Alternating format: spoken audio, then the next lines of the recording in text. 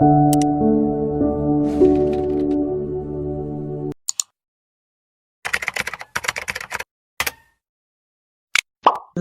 എല്ലാവരെയും സമർപ്പിച്ച് പ്രാർത്ഥിക്കുന്നു. പ്രത്യേകമായ വിധത്തിൽ ഞങ്ങളിൽ നിന്ന് വേർപിരിഞ്ഞു ശുദ്ധീകരണ സ്ഥലത്തിൽ ജീവിക്കുന്ന എല്ലാവരെയും സമർപ്പിച്ച് പ്രാർത്ഥിക്കുന്നു. നല്ല ദൈവമേ, തിരുസഭ ഞങ്ങളെ പഠിപ്പിക്കുന്നു. മരിച്ചവരുടെ വിധി ദിനത്തില് നന്മ ചെയ്തവര് ജീവന്റെ ഉയർപ്പിനും തിന്മ ചെയ്തവര് ശിക്ഷാവിധിയുടെ ഉയർപ്പിനുമായിട്ട് പുറത്തു വരും. തിന്മ മാത്രം ചെയ്തവര് നന്മ മാത്രം ചെയ്തവരും വളരെ ചുരുക്കമാണ്. ഇതിനോടിടയ്ക്ക് നന്മ തിന്മകള് ചെയ്തവരൊക്കെയാണ് ഞങ്ങൾ എല്ലാവരും. തീർച്ചയായിട്ടും ശുദ്ധീകരണ സ്ഥലത്തിന്റെ ഒരു സാധ്യത ഞങ്ങൾക്കിടയിൽ കാണുന്നു. നല്ല ദൈവമേ, വചനങ്ങളിലൂടെ ആഴത്തില് വായിച്ച് ധ്യാനിച്ചു പോകുമ്പോൾ ഈ ശുദ്ധീകരണത്തിന്റെ പ്രത്യേകമായ അവസ്ഥകളെ ഞങ്ങൾ തിരിച്ചറിയുന്നു.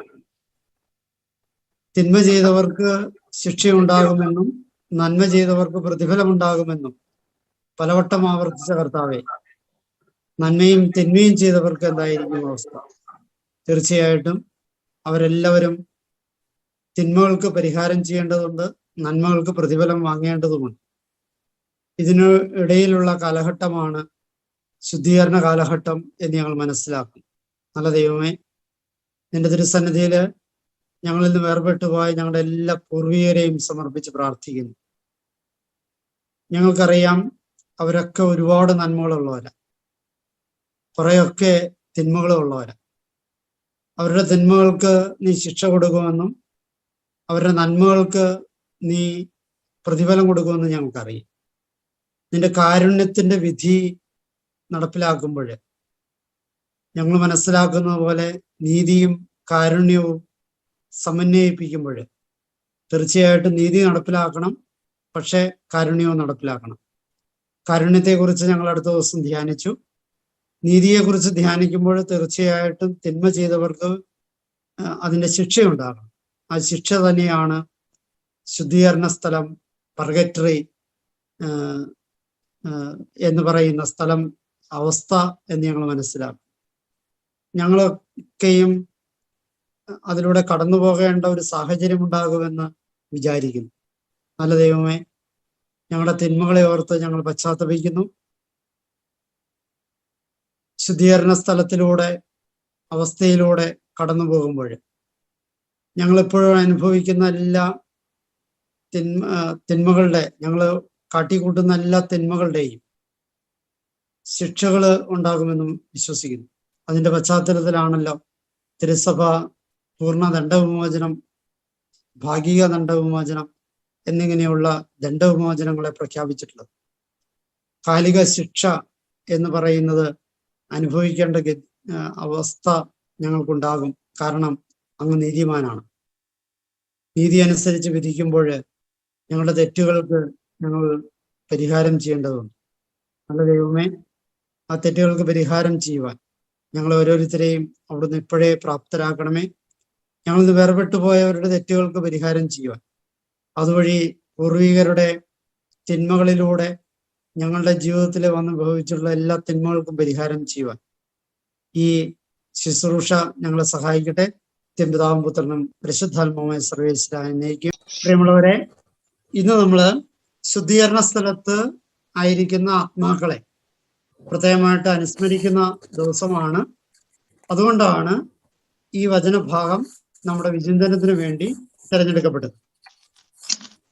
ഇവിടെ നമ്മൾ വായിച്ച് അറിയുന്ന കാര്യം കാലത്തിന്റെ അടയാളങ്ങളെ തിരിച്ചറിയാനാണ്.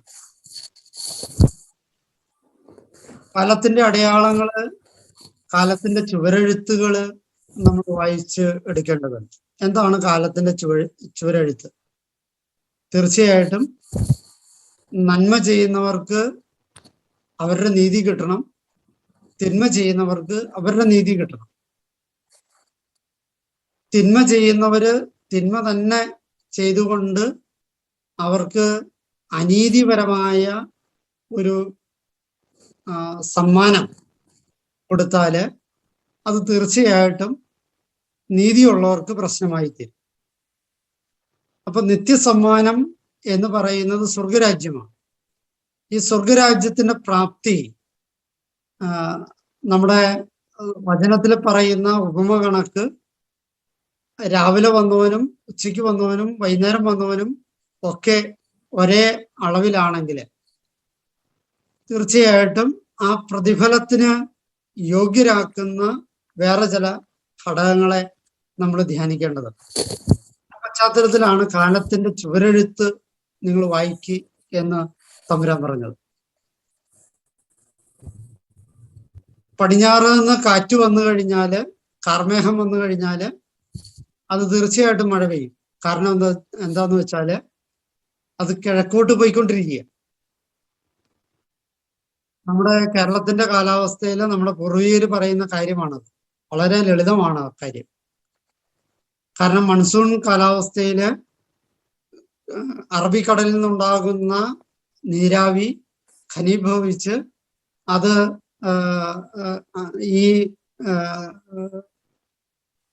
ജലത്തിൽ നിന്നുണ്ടാകുന്ന രാസപരിവർത്തനങ്ങളിലൂടെ ഉണ്ടാകുന്ന കാറ്റിലൂടെ പടിഞ്ഞാറിൽ നിന്ന് കിഴക്കോട്ട് സഞ്ചരിച്ചുകൊണ്ടിരിക്കും. അങ്ങനെയെങ്കിൽ ഈ കിഴക്കോട്ട് സഞ്ചരിക്കുന്ന കാർമേഘങ്ങള് നമ്മുടെ കിഴക്കാണെങ്കിൽ നമ്മൾക്ക് അതിന് മഴ പെയ്യാൻ സാധ്യതയില്ല. പക്ഷെ പടിഞ്ഞാറാണെങ്കിൽ അത് നമ്മിലേക്ക് വരികയും അത് മഴ പെയ്യുകയും ചെയ്യും. ഇത് പൂർവികരുടെ ശാസ്ത്രമാണ്. ആ ശാസ്ത്രത്തിന് ഇപ്പോഴും തെറ്റില്ല. ആ ശാസ്ത്രം ബൈബിൾ അംഗീകരിക്കുന്നുണ്ട്. അതുകൊണ്ടാണ് നമ്മൾ പലപ്പോഴും ഈ കാന്തിക എനർജിയെയും വീട് വയ്ക്കുന്ന സ്ഥാനത്തെയും ഒക്കെ ശാസ്ത്രീയമായിട്ട് കണക്ക് കൂട്ടണമെന്ന് പല വൈദികരും പറയുന്നത്. കാരണം എന്താന്ന് വെച്ചാല് തെക്കോട്ട് തല വെച്ച് കഴിഞ്ഞാല് നോർത്ത് പോള് സൗത്ത് പോള് എന്ന് പറയുന്ന കാന്തിക എനർജി നമുക്ക് പ്രതികൂലമായിട്ട് വരും. നമ്മുടെ രക്തചംക്രമണത്തെ അത് ബാധിക്കും. രാവിലെ എഴുന്നേൽക്കുമ്പോൾ ക്ഷീണം കൂടുതലുണ്ടാകും. നമ്മൾ ഫ്രഷായിട്ട് എഴുന്നേക്കാൻ പറ്റില്ല. ഇത് ശാസ്ത്രീയമാണ്. ആ ശാസ്ത്രീയത്തെ നിഷേധിച്ചിട്ട് ഒരു കാര്യമില്ല. നമ്മൾ അന്ധമായിട്ട് സ്ഥാനം നോക്കുന്നതൊക്കെ തെറ്റാണ് എന്ന് പറഞ്ഞിട്ട് കാര്യമൊന്നുമില്ല. അതിൻ്റെ അകത്ത് കാര്യങ്ങളുണ്ട്. ആ കാര്യങ്ങളെ ശാസ്ത്രീയമായ കാര്യങ്ങളെ മാത്രം നമ്മൾ എടുക്കണം. അശാസ്ത്രീയമായ അന്ധവിശ്വാസപരമായ ഒരു കാര്യത്തെയും നമ്മൾ എടുക്കുകയും ചെയ്യരുത്. അപ്പം കാലത്തിന്റെ അടയാളങ്ങൾ തിരിച്ചറിയാൻ തമ്പുരാൻ പറയുമ്പോൾ ഒരുപാട് അർത്ഥധ്വനികളുണ്ട്. ഒന്ന്, നീ ജീവിക്കുന്ന കാലത്തിന്റെ സാഹചര്യങ്ങളെയും കാലാവസ്ഥയെയും തിരിച്ചറിയേണ്ടതുണ്ട്. രണ്ട്, നിന്റെ അന്ത്യത്തിന്റെ കാലാവസ്ഥയും സാഹചര്യങ്ങളെയും തിരിച്ചറിയേണ്ടത്. നിനക്ക് ഒരു വിധിയുണ്ടാകും. ആ വിധിയില് നിനക്ക് നീ നന്മ ചെയ്തതിന് പ്രതിഫലം ഉണ്ടാകും, തിന്മ ചെയ്തതിന് പ്രതിഫലം ഉണ്ടാകും. അങ്ങനെയെങ്കിൽ നന്മ ചെയ്തവർക്ക് ജീവന്റെ ഉയർപ്പും തിന്മ ചെയ്തവർക്ക് ശിക്ഷാവിധിയുടെ ഉയർപ്പും ഉണ്ടാകും എന്ന് പറയുന്നതിന്റെ പൊരുള് നമ്മൾ ഈ അർത്ഥത്തില് വ്യാഖ്യാനിച്ചെടുക്കേണ്ടതുണ്ട്. അതുകൊണ്ടാണ് ഇന്നത്തെ വചനത്തിന് ഏറെ പ്രാധാന്യമുള്ളത്.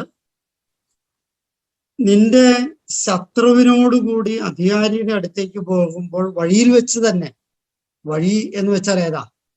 നിന്റെ വേർപാടിന്റെ വഴിയാണ്. ഈ ലോകത്തോട് നിന്റെ വേർപാടിന്റെ വഴിയാണ്. ആ വഴിയിൽ വെച്ച് തന്നെ നീ രമ്യതപ്പെടണം. ആ വഴി എന്ന് പറയുന്നത് പ്രായോഗികമായിട്ട്, വളരെ പ്രായോഗികമായിട്ട് ഒരു കുഞ്ഞുദാഹരണം നോക്കുക. നമ്മള് ഇന്നത്തെ ദിവസം, ഇന്ന് ഞാൻ വൈക്കം ഇടവകയിലെ ഒരു വീടിന്റെ കുടുംബ പ്രശ്നത്തിൽ ഇടപെടാൻ ഇടവന്നു. ആ പ്രശ്നത്തിന്റെ പശ്ചാത്തലത്തിൽ ഒരു കാര്യം നിങ്ങളോട് പറയാം. മക്കള് തമ്മിലുള്ള സ്വത്ത് ഡിവൈഡ് ചെയ്യേണ്ട ഒരു പ്രശ്നമാണ്. ഈ മക്കള് തമ്മിലുള്ള സ്വത്ത് ഡിവൈഡ് ചെയ്യുമ്പോൾ മൂത്ത ആള് കുടുംബത്തോട് ചെയ്യേണ്ട യാതൊരുവിധ ഉത്തരവാദിത്വവും ചെയ്യാതെ ഒരു പ്രായപൂർത്തിയാകുന്ന ദിവസം നോക്കി മറ്റൊരു അക്രൈസ്തവ ജീവിതത്തിലേക്ക് ജീവിത പങ്കാളിയെ തെരഞ്ഞെടുത്ത് പോയ ആളാണ്. പിന്നീട് അപ്പം മരിച്ചു. 6-7 മക്കള്, അതിന്റെ താഴെയുള്ള സഹോദരങ്ങള് കല്യാണം കഴിച്ചു. ഈ ഒരു കാര്യത്തിലും ഈ മൂത്തയാള് ഇടപെട്ടിട്ടില്ല. അവരുടെ കാര്യം മാത്രമാണ് നോക്കി. പക്ഷെ ഇപ്പോ അപ്പൻ മരിച്ചുപോയി, അമ്മ ജീവിച്ചിരിപ്പുണ്ട്, അപ്പന്റെ പേരിലുള്ള സ്വത്തിന് തനിക്ക് അവകാശമുണ്ട് എന്ന് പറഞ്ഞ് അതിന്റെ അവകാശത്തെ ഉന്നയിച്ചിരിക്കും. ഈ സാഹചര്യത്തിൽ അവർ വല്ലാത്ത അസ്വസ്ഥരായ സാഹചര്യത്തിലാണ് എന്നെ വിളിച്ചത്. അപ്പൊ ഞാൻ പറഞ്ഞു വന്നത്, വിധി എന്ന് പറയുന്ന ഒരു കാര്യമുണ്ട്. ഈ വിധിയില്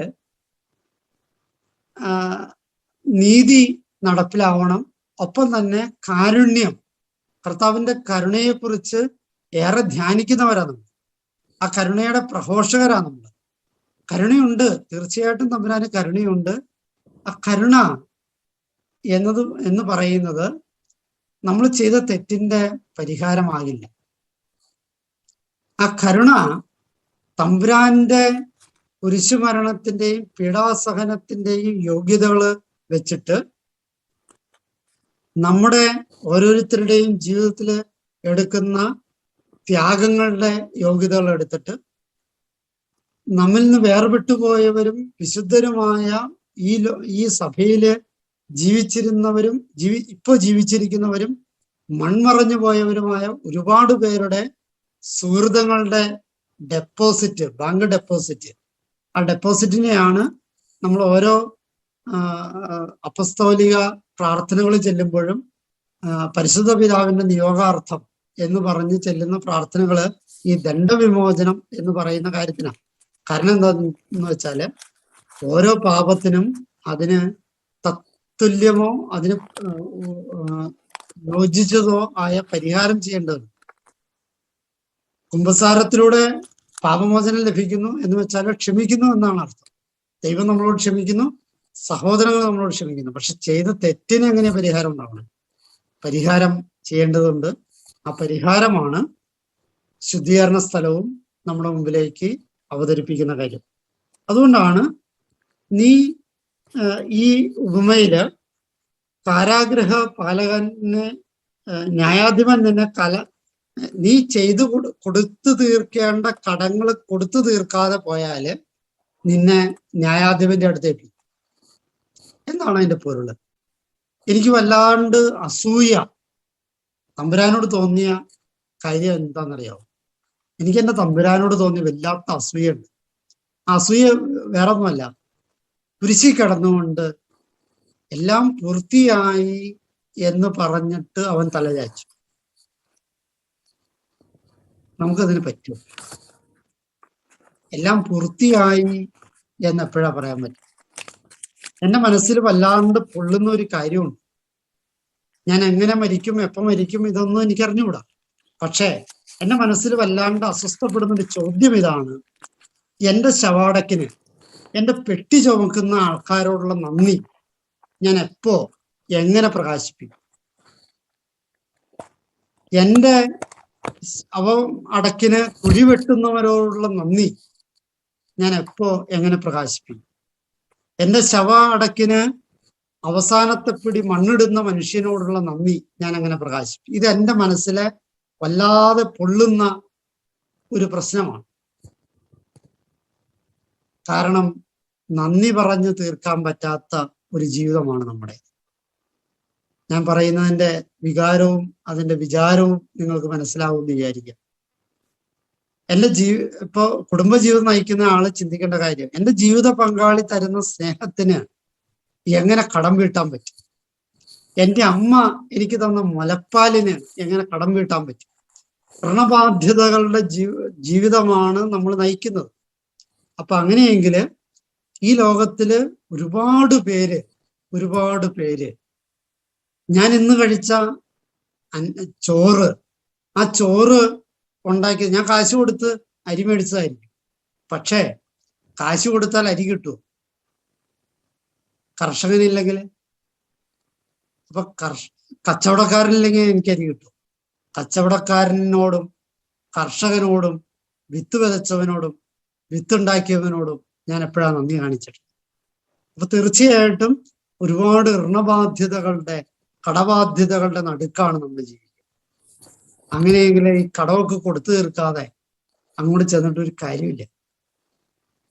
കാര്യമില്ല. അതുകൊണ്ടാണ് തമ്പുരാൻ പറയണേ, നീ ഇതൊക്കെ തമ്പുരാൻ ക്ഷമിക്കാനും പൊറുക്കാനും ഒക്കെ തയ്യാറാ. പക്ഷേ നിന്റെ ശത്രുവിനോട് നീ ക്ഷമിച്ചിട്ട് ചെന്നില്ലെങ്കിലോ? അതാണ് തമ്പുരാൻ പറഞ്ഞത്. കുരിശെ കടന്നുകൊണ്ട് ഒറ്റ പ്രാർത്ഥനയെ തമ്പുരാനും കുരിശെ കടന്നുകൊണ്ട്. എന്താ തമ്പുരാന്റെ പ്രാർത്ഥന?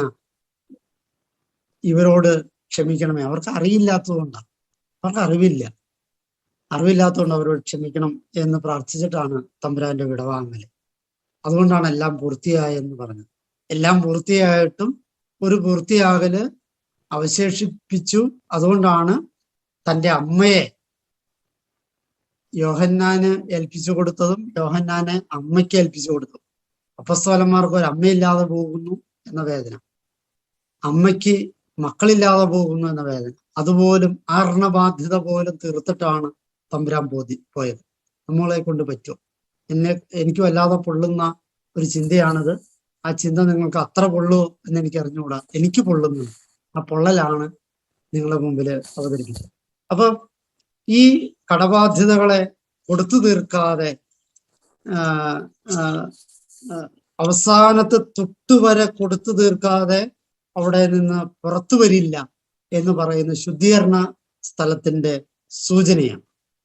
ശുദ്ധീകരണ സ്ഥലത്തിന്റെ ഒന്ന് രണ്ട് സൂചനകൾ സമയം അതിക്രമിച്ചുകൊണ്ട് പെട്ടെന്ന് സൂചിപ്പിച്ച് അവസാനിപ്പിക്കാം.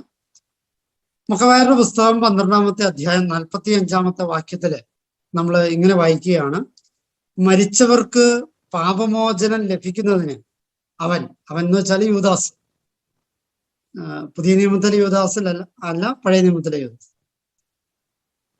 അവർക്ക് വേണ്ടി പാപ പരിഹാര കർമ്മം അനുഷ്ഠിച്ചു. ശ്രദ്ധിച്ചു കേൾക്കണേ. മരിച്ചവർക്ക് പാപമോചനം ലഭിക്കുന്നതിന് അവൻ അവർക്ക് വേണ്ടി പാപപരിഹാര കർമ്മം അനുഷ്ഠിച്ചു. ശുദ്ധീകരണ സ്ഥലത്തിലുള്ള ആത്മാക്കളുടെ പാപമോചനത്തിന് വേണ്ടി പരിഹാര കർമ്മം നമ്മൾ അനുഷ്ഠിക്കാനായിട്ട് ബാധ്യതയുണ്ട്.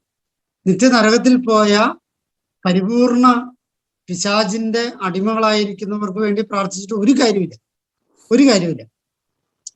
മരിച്ചവർക്ക് വേണ്ടി പ്രാർത്ഥിച്ചിട്ട് കാര്യമുണ്ടോ എന്ന ചോദ്യത്തിന് രണ്ട് ഉത്തരവുണ്ട്. ഒന്ന്, പരിപൂർണമായി പിശാചിന്റെ അടിമയായി ജീവിച്ച ഒരാൾക്ക് വേണ്ടി പ്രാർത്ഥിച്ചിട്ട് ഒരു കാര്യമില്ല.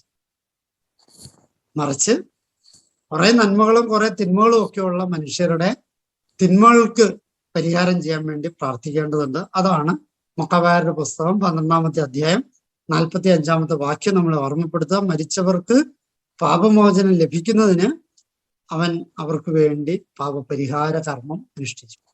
നമ്മൾ അർപ്പിക്കുന്ന വിശുദ്ധ ബലികള്, പ്രാർത്ഥനകള്, നമ്മുടെ ഇന്നത്തെ നൊവേന ശുദ്ധീകരണ സ്ഥലത്തിലെ ആത്മാക്കൾക്ക് വേണ്ടിയിട്ടാണ്.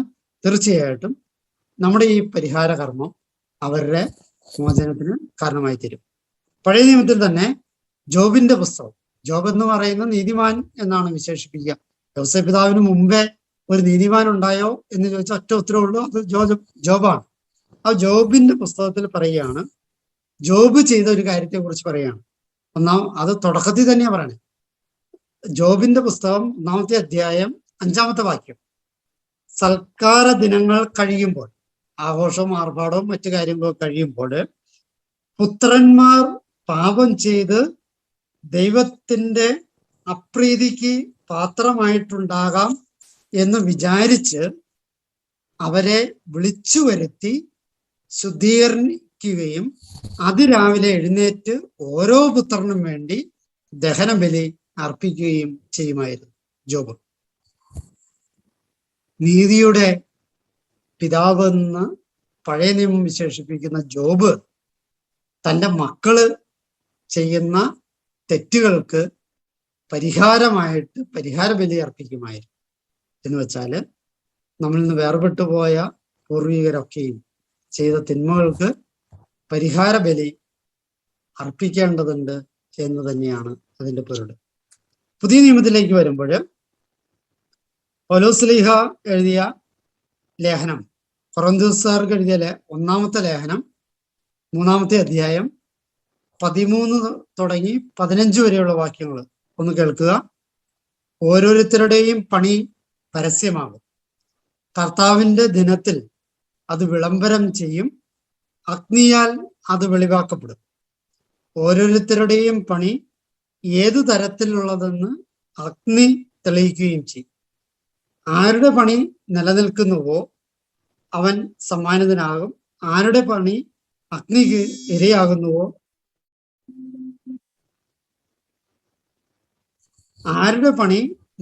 അഗ്നിക്കിരയാകുന്നുവോ അവൻ നഷ്ടം സഹിക്കേണ്ടി വരും.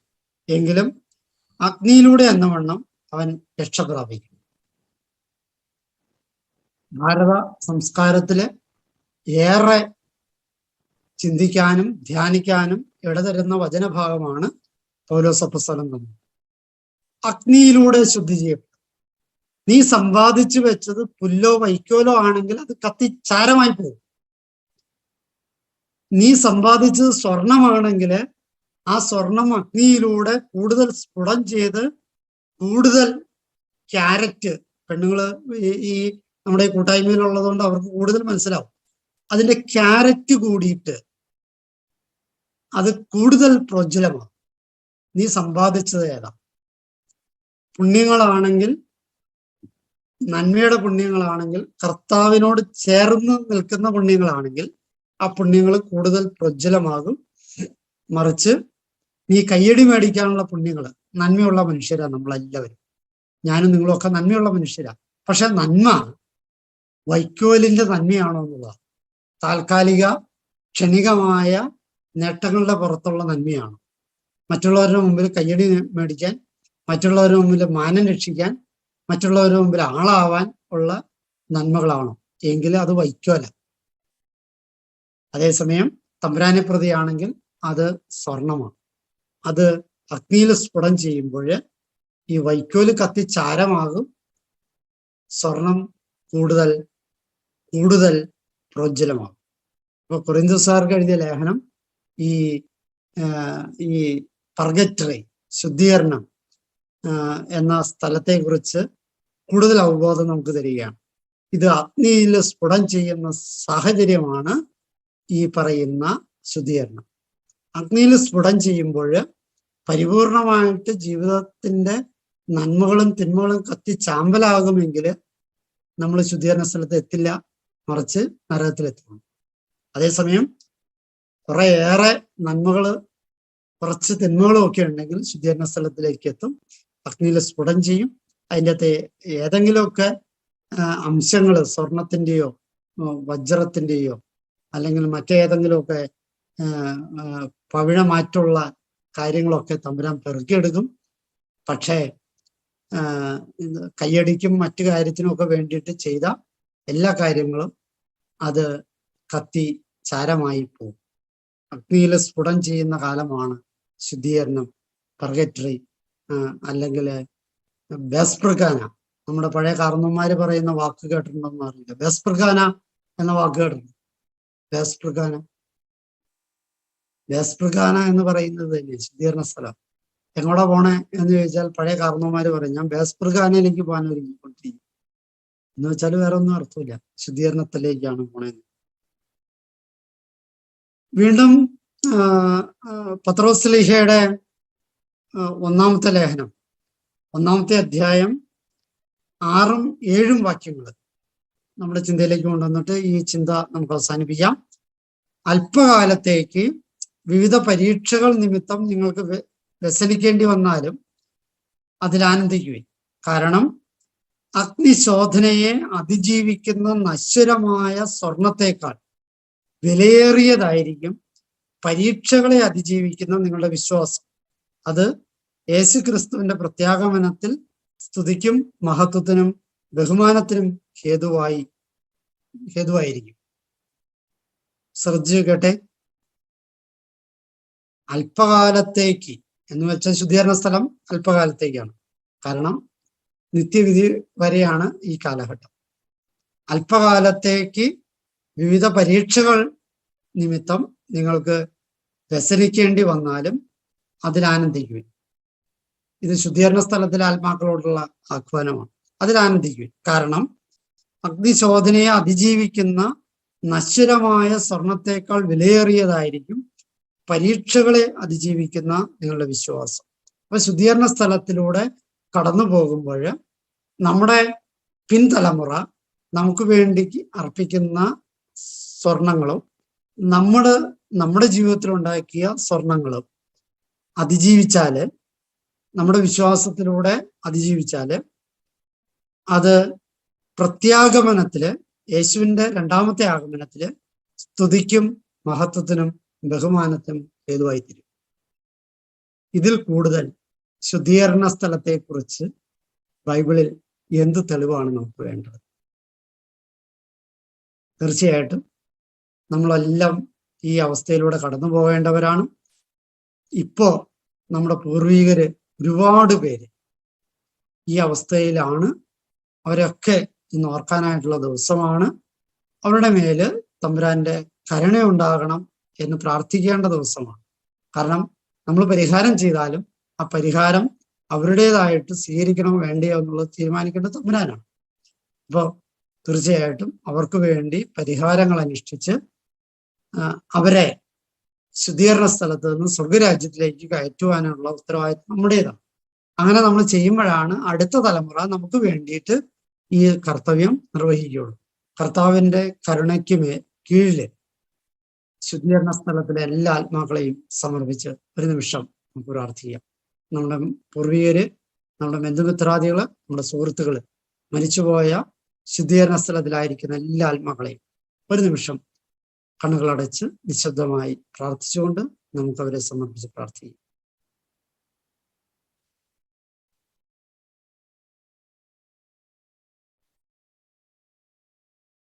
നമുക്ക് നയന പ്രാർത്ഥന ചെല്ലാം.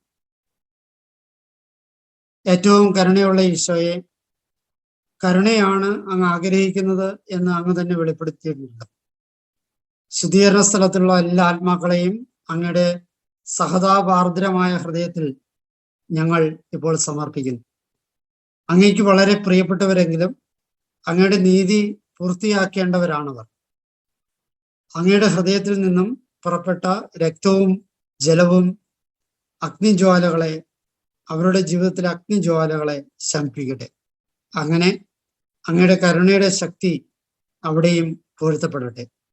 നിത്യനായ പിതാവേ, ഈശോയുടെ ദയ നിറഞ്ഞ ഹൃദയത്തിൽ സ്ഥാനമുള്ള ശുദ്ധീകരണ സ്ഥലത്തിലെ ആത്മാക്കളുടെ മേൽ അങ്ങയുടെ കരുണാകടാക്ഷം ഉണ്ടാകണമേ. ഈശോ സഹിച്ച കയ്പ് നിറഞ്ഞ ക്ലേശങ്ങളെ പ്രതിയും അവിടുത്തെ ആത്മാവിൽ നിറഞ്ഞ എല്ലാ സഹനങ്ങളെ പ്രതിയും ഞാൻ അങ്ങയോട് യാചിക്കുന്നു. നീതിവിധിക്ക് വിധേയരായിരിക്കുന്ന ആത്മാക്കളുടെ മേൽ അങ്ങയുടെ കാരുണ്യം വർഷിക്കണം. അങ്ങയുടെ പ്രിയ പുത്രനായ ഈശോയുടെ തിരുമുറിവുകളിലൂടെ മാത്രം അങ്ങ് അവരെ നോക്കണമേ. അങ്ങയുടെ ദയയ്ക്കും നന്മയ്ക്കും അതിരുകളിൽ നിന്ന് ഞങ്ങൾ ഉറച്ചു വിശ്വസിക്കുന്നു. നിത്യം പിതാവും പുത്രനും പരിശുദ്ധാത്മാവുമായ സർവേശ്വരായ എന്നേക്കും